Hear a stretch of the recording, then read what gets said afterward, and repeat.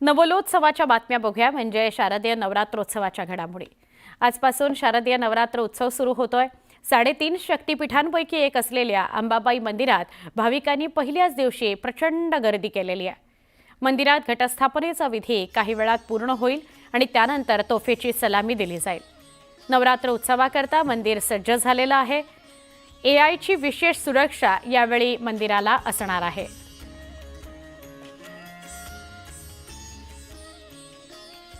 कोल्हापूरची अंबाबाई सगळ्यांचं आराध्य दैवत।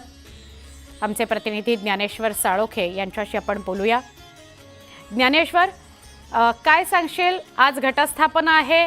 आजच्या दिवशी तुझ्या माध्यमातनं महालक्ष्मीचं म्हणजे अंबाबाईचं दर्शन घेता येणार आहे।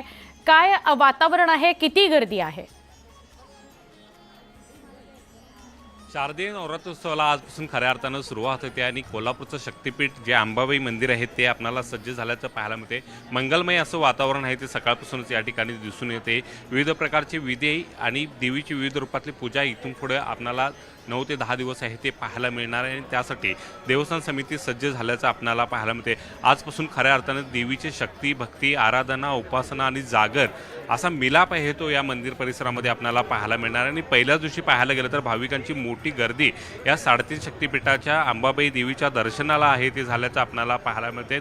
उदोचा गजर करत आहे ते, अंबाबाईचा जागर करत आहे ते हे भाविक या ठिकाणी मोठ्या संख्येने दाखल होताना पाहायला मिळतात। देशभरातून अनेक भाविक आहेत ते दरवर्षी नवरात्र काळामध्ये विशेष दर्शनासाठी येत असतात। पहिल्या दिवशीचा हा विशेष दर्शनाचा योग आहे तो अनेक भाविकांना या ठिकाणी साधण्याचा प्रयत्न आहे तो असतो आणि तो योग साधताना आपल्याला या ठिकाणी पाहायला मिळतात। विशेषतः महिला वर्गाची विशेष उपस्थिती आहे ते या सगळ्या मंदिर परिसरामध्ये आवारामध्ये आपल्याला पाहायला मिळते। काही वेळातच आहे तो आता घटस्थापनाचा विधी होईल आणि त्यानंतर तोपेच्या सलामीने घटस्थापना आणि नवरात्र उत्सवाला सुरुवात झाल्याचा एक संदेश आहे तो करवीरवासियांना दिला जाईल। एक परंपरा आहे ती परंपरा जोपासण्याचा प्रयत्न आहे तो या ठिकाणी देवस्थान समितीच्या वतीने करण्यात येते आणि त्यानंतर खऱ्या अर्थानं या शारदीय नवरात्रोत्सवाला सुरुवात होणार आहे। आपल्याला माहीतच आहे की अनेक भाविक आहेत या नवरात्र काळामध्ये भेट देत असतात। साधारण 25 लाखाहून अधिकचा आकडा यावर्षी वाढेल असा अंदाज आहे, कारण निवडणुकाचं स्थानिक स्वराज्य संस्थेचं हे वर्ष आहे आणि त्यामुळे मोठ्या प्रमाणात आहे ते नवदुर्गा दर्शन इच्छुक उमेदवार घडवताना पाहायला मिळतात। त्यामुळे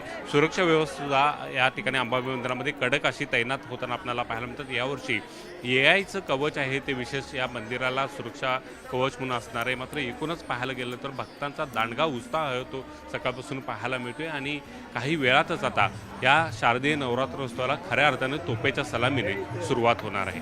सुवर्ण, नक्की या सगळ्या विषयीचे अपडेट आणि ताज्या जर दृश्यांच्या स्वरूपात या गोष्टी बघायला मिळाल्या तर नक्की तुमच्याकडे परत येऊ। तुर्तास धन्यवाद ज्ञानेश्वर माहिती दिल्याबद्दल। घटस्थापनेच्या निमित्तानं मुंबईतील मुंबादेवी परिसरामध्ये सुद्धा विशेष तयारी करण्यात आली आहे। नवदुर्गेच्या या उत्सवात अनेक भाविक मुंबादेवी परिसरामध्ये येत असतात। मुंबईची ग्रामदेवता म्हणून ओळखल्या जाणाऱ्या या मंदिरात नवरात्रीचा जागर उत्सव केला जातोय।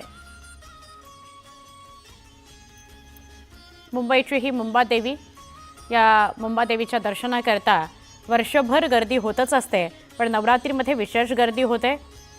अनेक भाविक भक्त या मुंबादेवीचं दर्शन सिस्टीम अडॉप्ट केली होती असे आमच्याकडे न्यूज आहे।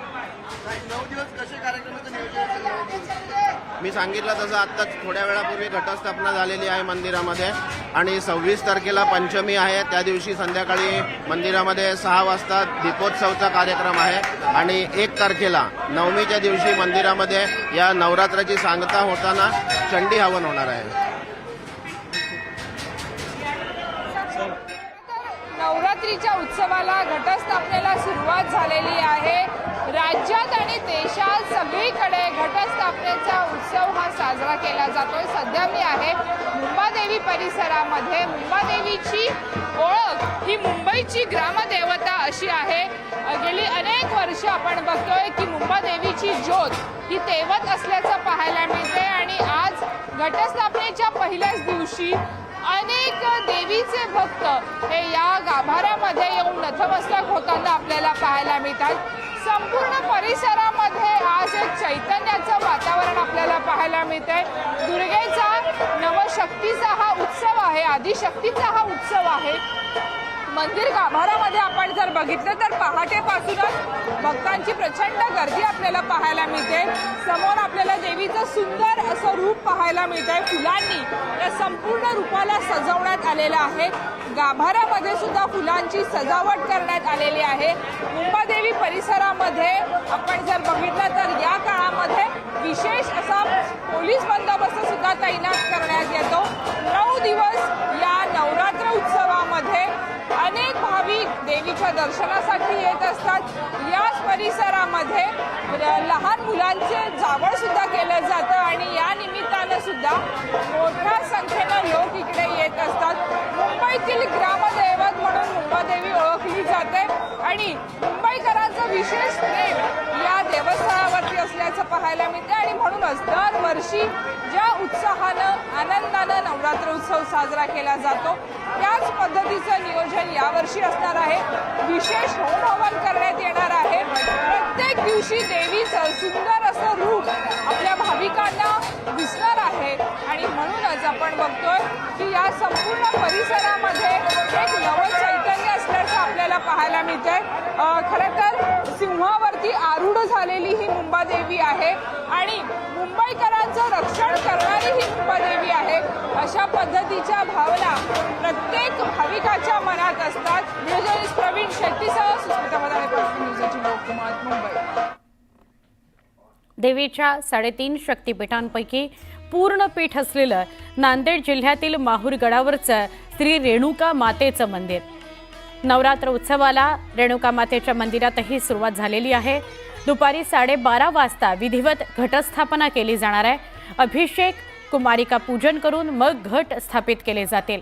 दरम्यान नवरात्र उत्सवानिमित्त रेणुका मातेचं मंदिर फुलांनी सजवलं गेलेलं आहे. संपूर्ण मंदिर आणि परिसर फुलांच्या आकर्षक सजावटीनं न्हावून निघालेला आहे. पहाटेपासूनच भाविकांची दर्शनाकरता गर्दी सुरू झालेली आहे. आता आपण वेगवान स्वरूपातल्या बातम्या बघूयात. अमेरिकेचे राष्ट्राध्यक्ष डोनाल्ड ट्रम्प यांनी पुन्हा एकदा भारत-पाकिस्तान संघर्ष व्यापाराच्या माध्यमातून थांबवल्याचा दावा केलाय.